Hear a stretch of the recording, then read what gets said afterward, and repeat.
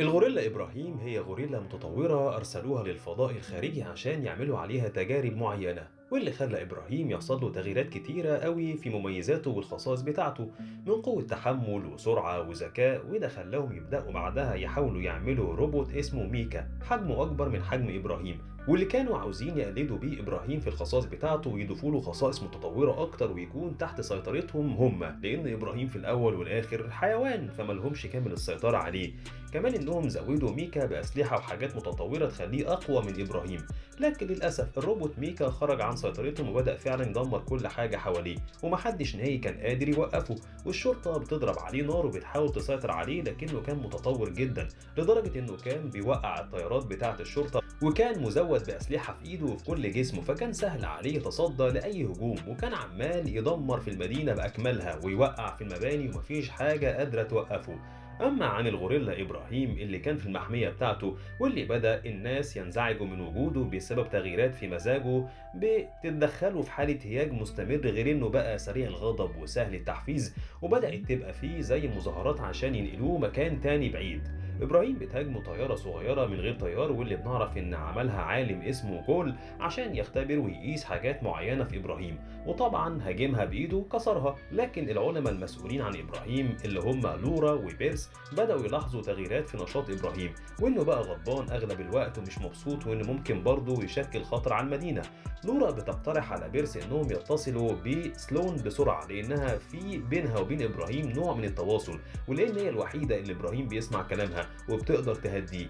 بيرس بيعترض في البداية عشان مش عاوز إبراهيم يتعود على كده، لأن مش على طول سلون هتكون موجودة عشان تهديه، وبيقول لها كمان إنهم قربوا ينقلوه لمكان تاني، وإن إبراهيم لازم يتعود على عدم وجود سلون معاه، وإنه لازم يلاقوا حل أسلم من كده. في الوقت ده الحكومة الأمريكية كانت بتخطط إنها تعزل إبراهيم تماما عن المدينة فعلا، وخلاص هيفعلوا القرار، وده طبعا ما كانش حل مناسب لأنه كان هيضر إبراهيم نفسه، لأنهم كانوا هيحطوه في مكان غير مناسب لطبيعته وحياته، وده كان هيضر بحياته هو، لكن طبعا ما كانش فيه حل غير كده لأن الناس في الشارع بدأت تعمل مظاهرات بتطالب بده.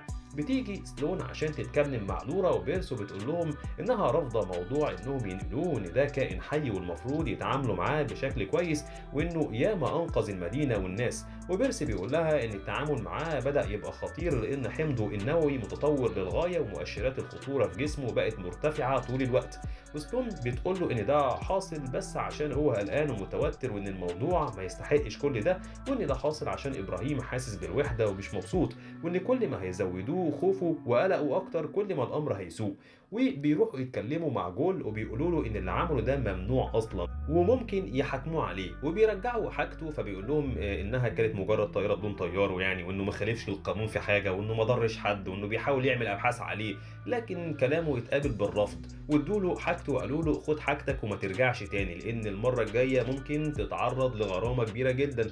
فبيطلب منهم الميموري بتاعته وبيرفضوا يدوها له، فبيبدأ يتهمهم بأنهم ظالمين لإبراهيم وإنه بيستخدموه كسلاح مش أكتر، وإن كل همهم إنهم يسخروا أي حاجة لخدمة الحروب مش أكتر. سلون بتقول له مالكش دعوة أنت اطلع منها وما تجيش هنا تاني عشان ما يتقبضش عليك. سلون بتروح تقابل ابراهيم وتقعد معاه وتلعبه وتقول له ما تزعلش، وبتوعده انها هتجيله كتير، وبيبان ان ابراهيم غضبان جدا ومش مبسوط، وبتبدا توجه له اشارات كده من خلال كشافات في ايدها، واللي بنعرف بعد كده انها نجحت تتواصل مع ابراهيم عن طريق الضوء ده، وانها علمته ان كل لون من الاضواء له اشاره معينه، وده اللي خلق بينهم نوع من انواع الترابط والتواصل وخلاه علاقتهم ببعض اقوى. بيجي بعد كده مشهد لارونت ومراته وهم بيزوروا ابنهم اللي الجيش الامريكي قتله، وبيدور بينهم نقاش بينتقموا لابنهم ازاي، وبيتوعدوا لهم انهم هيلحقوا بيهم ضرر بالغ عشان يتاثروا لنفسهم، وبيبداوا يفكروا في خطه لتدمير البلد. بعد كده بيدور اجتماع بين مسؤولين في البلد وبين سلون، وبيتناقشوا فيه عن خطوره ميكا وان في قنبله نوويه مثبته فيه واللي ضررها هيكون بالغ على المدينه كلها. فبيرد عليها المسؤولين وبيقول لها خلينا في موضوع ابراهيم. بتبدا سلون تقول لهم انه ما ينفعش ينقلوه مكان تاني وان ده هيضر بيه، وبيتدخل بيرسو بيقول له انه هيكون امن ومش هيأذي حد. كل المسؤولين بيتعصبوا جدا وبيقولوا لهم انهم مش هيستنوا لحد ما يحصل له حاله هياج تاني وبعدها ينقلوا وان ده قرار نهائي. بيرسي بيحاول ينقذ الموقف وبيقول له انه هيديله مثبطات معينه تهديه، لكن المسؤولين بيسخروا من كلامه وبيقولوا له ان قرار النقل ده هيتم، يعني هيتم. الوقت ده كان ارونت ومراته قاعدين مع باقي افراد المنظمه بتاعتهم وبيتكلموا عن ميكا وازاي يتحكموا فيه، واللي قدروا بالفعل يحددوا مكانه وبداوا يحطوا خطه عشان يقدروا يسيطروا عليه ويوجهوه ناحيه مدينه شيكاغو عشان يفرقعوا القنبله اللي متثبته فيه هناك. وبداوا يراقبوا حركه المسؤولين وكمان حركه لورا وسلون عشان العمليه بتاعتهم تتم بنجاح. بعدها بنشوف جول راح لبيرس وبيعرض مساعدته عليه وبيتناقش معاه حوالين حاله ابراهيم، وبيرس بيبدا يفهمه اكتر عن طبيعه ابراهيم وازاي سلون قدرت تتواصل معاه وتعلمه، وقعدوا يتناقشوا في التطورات الجينيه اللي حصلت فيه، وبيقول له انهم لو فعلا نقلوه ده هيحفز مشاعر الخوف عنده، وانه لو ده حصل محدش هيقدر عليه وقتها فعلا وهيبقى اخطر بكتير. وكمان جول بيبدا يشارك بيرس احدث التقارير اللي وصل لها وبيقول لبيرس ان الابحاث اللي بيعملها دي مش بيعملها لمصلحته الشخصيه وانها مهمه فعلا. في الوقت ده المنظمه بتاعت ارونت كانوا بداوا يحطوا خطه لاقتحام مبنى معين فيه تفاصيل عن ميكا، وقدروا بالفعل يدخلوا المبنى ده وبيجمعوا التفاصيل دي بعد ما كانوا دارسين الامن بيكون موجود امتى وتحركات كل واحد ايه. وبدات واحده منهم تكتب الكود البرمجي اللي بيخليهم يقدروا يتحكموا في ميكا، واستخدمت فيه لغات برمجه غريبه صعب حد يعدل عليها. سلون بتتفاجئ ان في مؤشرات غريبه ان ميكا بدا يتحرك، فبتستغرب جدا وبتحس بالخطر قبل ما تعرف ان في حد قدر بالفعل يتحكم في ميكا، وبتبدا واحده واحده تستكشف ايه اللي بيحصل. المنظمه بتاعه ارونت نجحت بالفعل انها تعيد برمجه ميكا وعرفوا ازاي يقدروا يسيطروا عليه، وبينشطوا القنبله اللي متثبته فيه، وكمان وجهوه ناحيه شيكاغو وحددوا ان ده الهدف اللي هتنفجر فيه، ووقتها هيكون قدروا ينتقموا لابنهم وهيسببوا دمار كبير في البلد. في الوقت ده سلون كلمت المسؤولين وقالت لهم على اللي حصل وانها في طريقها هي ولورا لميكا، وبعدها كلمت لورا قالت لها انها لازم تدخل جوه الروبوت ده.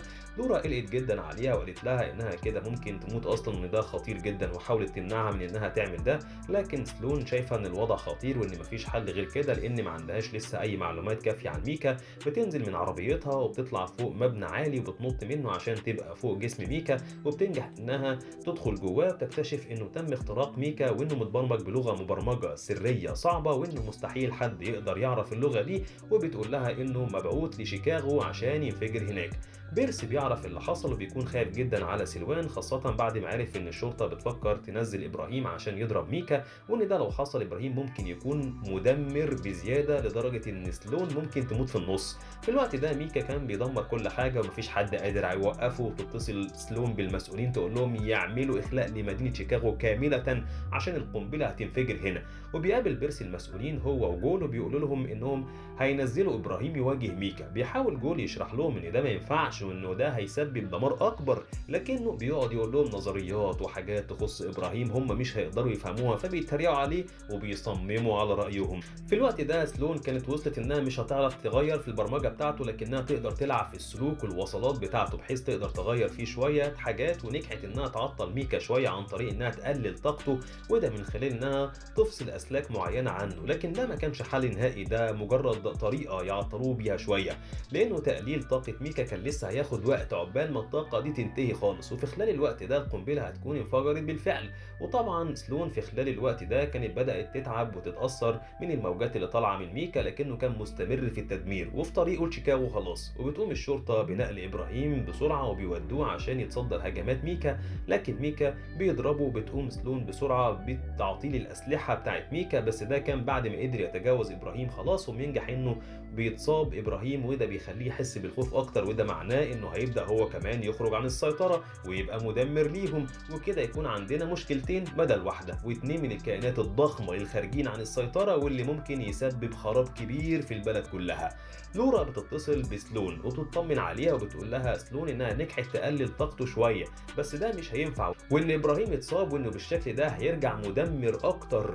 لورا بتتضايق وبتقول لها ان كده هي هتتاذي جامد وممكن تموت. سلون بتقول لها انها هتطلع بره ميكا وتبقى عليه من فوق وهتشاور لابراهيم وهتحاول تهديه، لكن سلون بتحاول تطلع لقت ان في عطله حصل في الروبوت وان الابواب كلها ما بتفتحش وان شكلها كده اتحبست جوه، وللاسف الخط بيقطع وبتفقد سلون التواصل مع لورا. في في الوقت ده سلون نجحت انها تعطل تحرك الروبوت، لكن وكانت تعبانه جدا وقرب يغمى عليها، وللاسف المشكله لسه موجوده لانها صحيح قدرت تعطل ميكا لكنها لسه ما نجحتش انها توقف القنبله ولا انها تهدي ابراهيم اللي بيرجع تاني وبيلاقي ميكا وبيبدا فعلا يضربه. وبتلاحظ سلون ان ابراهيم بالشكل ده بيزود من درجه حراره المجسم ميكا، وانه بشكل ما بيزود السرعه اللي القنبله هتنفجر بيها، وانه بكده سلون هتموت والقنبله هتنفجر في البلد كلها. بتحاول انها تنادي عليه وتفهمه انه يهدى ويبطل اللي بيعمله ده، لكن ابراهيم كان غضبان جدا وما استجابش لاي حاجه. سلون بتنادي عليه كتير وبتقوله انها مش عاوزه تاذيه، لكنها مش بتلاقي حل تاني غير انها تقتله عشان ما يتسببش في دمار المكان كله. فاضطرت سلون انها تعيد تشغيل ميكا من تاني، وانها للاسف تضرب ميكا وتقتله عشان تنقذ العالم، واللي خلاها طبعا متاثره جدا وبتعيط لانها كانت بتحب ابراهيم جدا. في الوقت ده بيرس ولورا وجول كانوا وصلوا للمكان اللي فيه ابراهيم وميكا، وبيبصوا على ابراهيم لقوه مرمي على الارض، لكن لاحظوا انه بدا يتحرك، فعرفوا وقتها انه ما ماتش وان مناعته بقت اقوى بسبب التطورات اللي بتحصل له كل شويه، وعشان كده قدر يفضل عايش ويحافظ على سلامته وبيقوم بسرعه ابراهيم. لكن المره دي سلون نجحت انها تخرج بره المجسم بتاع ميكا وبدات تحاول تتواصل مع ابراهيم وبتديله تعليمات، واللي كان ابراهيم بدا يستجيب ليها فعلا وبيسمع كلامها. ومسك ميكا قدر يخلع له دراعه. بدات سلون تروض ابراهيم بكشافات النور وتحسسه كانهم في لعبه، وقدر تخلي ابراهيم يشيل ميكا يرفعه لفوق ويمشي لحد مكان معين تحت الارض معزول عن المدينه ويحدفه فيه، واللي هناك هتنفجر القنبله، لكن مش مشكله مش هتحصل اي ضرر لحد. وبالفعل ابراهيم رماه في الحفره دي، وبعدها بثواني ميكا انفجر، وبكده يكون ابراهيم قدر ينقذ البلد باكملها بعد ما كان مرفوض وعاوزين يعزلوه بعيد. وبيقرر المسؤولين انه هيوفروا له مكان احسن يقعد يتاقلم فيه على المعيشه ويكون مبسوط اكتر وفي امان اكتر. بعدها بيجي قدامنا ارونت ومراته وهم على الطياره بيحاولوا يهربوا، لكن الشرطه بتنجح تمسكهم وتقبض عليهم كمان. وبنشوف سلون وهي مبسوطه وانهم مش هيعملوا ابحاث تاني ولا هيحاولوا يعملوا روبوت شبه ابراهيم تاني، وان المدينه ليها قرد واحد بس هو ابراهيم. وبكده تكون نجحت سلون انها تحمي المدينه وتحمي كمان حياه ابراهيم وتقنع المسؤولين انهم يخلعوه وانهم مش محتاجين يعزلوه مكان بعيد ولا حاجه، بل ورحب كمان المسؤولين بفكره انهم يودوه لمكان تاني يكون مبسوط فيه وان سعادته من سعاده البلد كلها. كل ده بعد الدور الكبير اللي عمله في انقاذ المدينه. وبكده يكون خلص فيلم النهارده. اتمنى تكونوا استمتعتوا معانا ونشوفكم في حلقه جديده قريب جدا ان شاء الله. وما تنسوش بقى تعملوا لايك وشير وتفعلوا الجرس عشان يوصل لكم فيديوهاتنا اول باول.